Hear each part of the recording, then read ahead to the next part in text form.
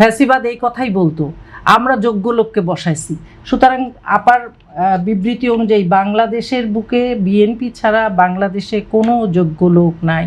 আমি কথা বলিনি যে জামাতের লোকদেরকে বসাইতে হবে, এটা আমি কিন্তু দাবি করিনি।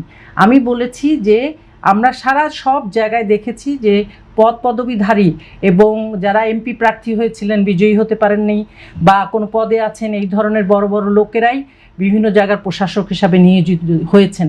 সুতরাং এটি প্রমাণ করার অপেক্ষা রাখে না যে তারা বিএনপির লোক, এবং তারা তো এমপি প্রার্থী ছিলেন। সিটি কর্পোরেশনে যিনি মেয়র হয়েছেন তিনি এমপি প্রার্থী ছিলেন, এবং অন্যান্য জায়গায় যত জায়গায় বসেছে, ঢাকা ইউনিভার্সিটি ভিসি হয়েছিলেন, তিনি বিএনপি দলীয় লোক। এগুলি তো নতুন করে সকলের জানা, এটা নতুন করে বলার কিছু নয়।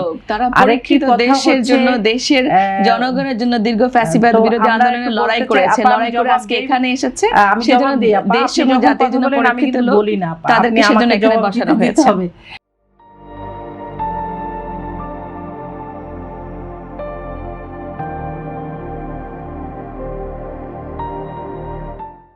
সেটা হচ্ছে যে আন্দালিম রহমান পার্থ খুব করে সংসদে যে জামাতের যে সংসদ সদস্য মাইক্রোওয়েভের কথা বলেছিলেন, তার কথা বলেছেন। আমরা জানি যে তিনি ব্যক্তিগতভাবে নিজের জন্য চান নাই, উনি সকল সংসদ সদস্যর জন্যই এটি বলেছেন। আচ্ছা, এটি একটা কথা। আর একটা হচ্ছে আন্দালিম রহমান পার্থ, তার তো সারা জীবন পরের ঘাড়ে ভর করেই সে চলছে, এবং সে আমরা জানি যে স্বৈরাচার এরশাদের সময় তার বাবা এলজিআরডি মন্ত্রী ছিলেন, এবং সেই সুবাদে তারা অনেক অর্থবিত্তর মালিক এখন। এবং যে অধ্যত্ব নিয়ে সে সংসদে দাঁড়িয়ে কথা বলেন, একজন সংসদ সদস্যকে ভোট দিয়ে জাতি সংসদে এই অধ্যত্বপানা দেখার জন্য আসলে সংসদে পাঠায়নি। আমি ধরে নিলাম যে উনি ব্যক্তিগত জন্যই যদি চেয়ে থাকেন, এটি কি এই ধরনের অধ্যত্বপানা রেখে এসে সংসদে দাঁড়ানো উচিত? এটি আসলে কখনোই গ্রহণযোগ্য নয়।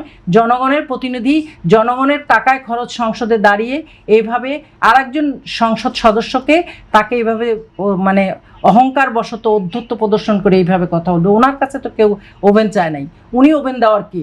ওনাকে তো কেউ ওভেন দিতে বলে না। স্পিকার খুব সুন্দর করে বলেছেন, এবং সেটা রুলিং দিয়েছেন। নির্বাচনের আগে জামাতের নির্বাচনী ইশতেহারে এগুলো ছিল যে সরকারের পক্ষ থেকে ফ্ল্যাট নিবেন না কিংবা বাড়ি নিবেন না। এখন তো পর্দায়ও চাওয়া হচ্ছে।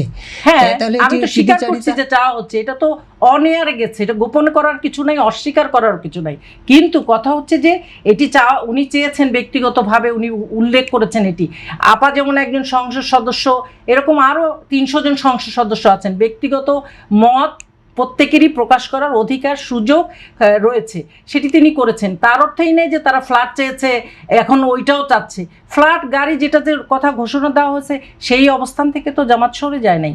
এবং এটি যে উনি বলেছেন, এটি স্পিকার সুন্দর করে রুলিং দিয়েছেন যে কোনো সংসদ সদস্য অন্য সকল সংসদ সদস্যর সুযোগ সুবিধা চায়ে সংসদে বিবৃতি দিতে পারেন। এটি অন্যায় নয়, এটি কোনো অসঙ্গত কাজ নয়।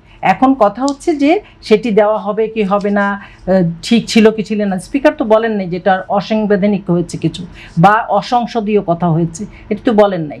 সুতরাং আমরা মনে করি যে কোনো ব্যক্তির আসলে আরেকজন সংসদ সদস্যকে সংসদে দাঁড়িয়ে এইভাবে অধ্যত্বপূর্ণভাবে আচরণ করার কোনো অধিকার তার নাই।